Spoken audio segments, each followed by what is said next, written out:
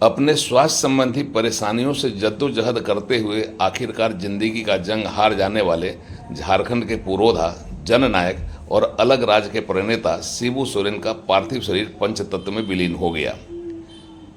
नेमरा के अपने पैतृक गांव में उनकी अंतिम यात्रा में शामिल भारी भीड़ के बीच में झारखंड के मुख्यमंत्री और शिबू सोरेन के बेटा हेमंत सोरेन ने उन्हें मुखाग्नि दी। इस तरह झारखंड के जननायक शिबू सोरेन को राजकीय सम्मान के साथ देश ने अंतिम विदाई दे दी। जिंदगी के उतार चढ़ाव और संघर्ष से जूझते रहे शिबू सोरेन की अब यादें शेष रह गई हैं। उन्हें नम आंखों से लाखों लोगों ने विदाई दी और शिबू सोरेन अमर रहे का नारा लगाया। लगभग 2 महीने तक इलाजरत रहे शिबू सोरेन का निधन नई दिल्ली के सर गंगाराम अस्पताल में हो गया था और फिर विशेष विमान से कल देर समय में उनका शव रांची लाया गया। मोरहाबादी स्थित उनके आवास से उनकी शव यात्रा निकाली गई। झारखंड विधानसभा में झारखंड के राज्यपाल, मुख्यमंत्री, केंद्रीय मंत्री, राज्य सरकार के मंत्री और विधायक तथा अन्य विशिष्ट लोगों ने उनका अंतिम जोहार किया।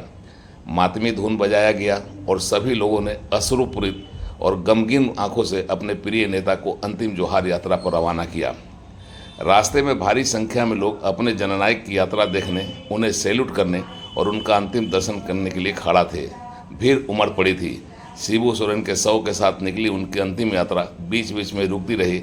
उन्हें दिल से चाहने वाले लोग शिबू सोरेन अमर रहे का नारा लगाते रहे, अपने प्रिय नेता को भारी दिल से विदाई देते रहे थे। नेमरा पहुंचने पर अपने प्रिय नेता को, झारखंड के जननायक को, अलग राज्य के प्रणेता को और झारखंड के पुरोधा शिबू सोरेन को लोगों ने रूंधे गले से अंतिम जोहार किया, श्रद्धांजलि दी और हमेशा हमेशा के लिए उन्हें विदाई दे दी। राजकीय सम्मान के साथ जननायक की विदाई का यह दुखद कार्यक्रम का समापन झारखंड के मुख्यमंत्री हेमंत सोरेन द्वारा अपने पिता को मुखाग्नि देने के साथ हुआ। शिबू सोरेन का पार्थिव शरीर नेमरा स्थित उनके पैतृक गांव में पंचतत्व में मिल गया।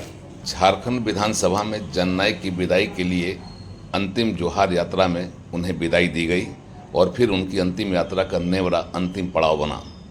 मातमी धुन, अश्रुपूरित नयनों, रुंधे गले और भारी मन से विदाई के साथ गुरुजी हमेशा हमेशा के लिए अपनी याद, अपनी कहानी, अपनी चर्चा छोड़कर निकल पड़े अंतहीन यात्रा पर।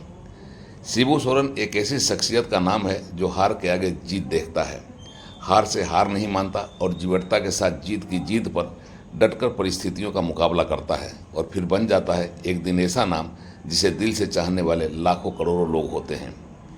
81 साल की उम्र में इस दुनिया को अलविदा कहने वाले शिबू सोरेन का समय के साथ साथ संघर्ष बढ़ा और इसी के साथ इनका नाम भी बदलता गया। उनकी जन्मतिथि को लेकर लोग अलग अलग राय रखते हैं। आधिकारिक रूप से 11 जनवरी 1944 को उनका जन्म हुआ है, लेकिन लोग कहते हैं कि नेमरा गांव की मिट्टी में जन्म लेने वाले झारखंड के इस पुरोधा का जन्म शिवरात्रि के दिन हुआ था, इसलिए इनका नाम शिव रखा गया।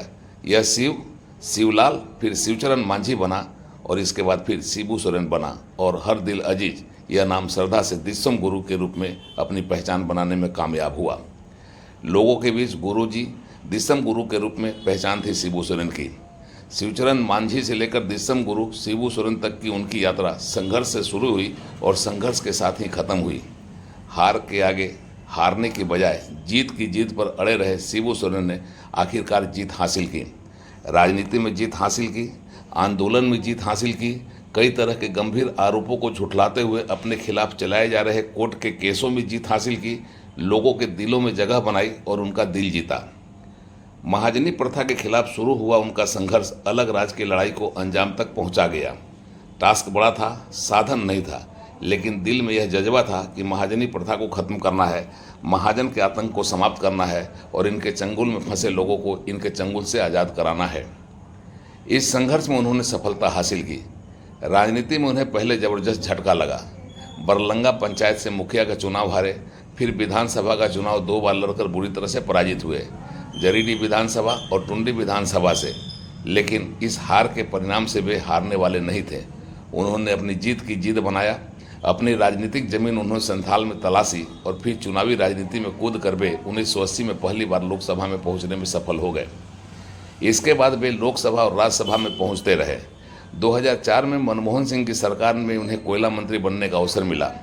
बाद में उन्हें झारखंड में 3 बार मुख्यमंत्री बनने का अवसर मिला, लेकिन इनका कार्यकाल पूरा होने के पहले ही इन्हें बीच में मुख्यमंत्री की कुर्सी छोड़नी पड़ी।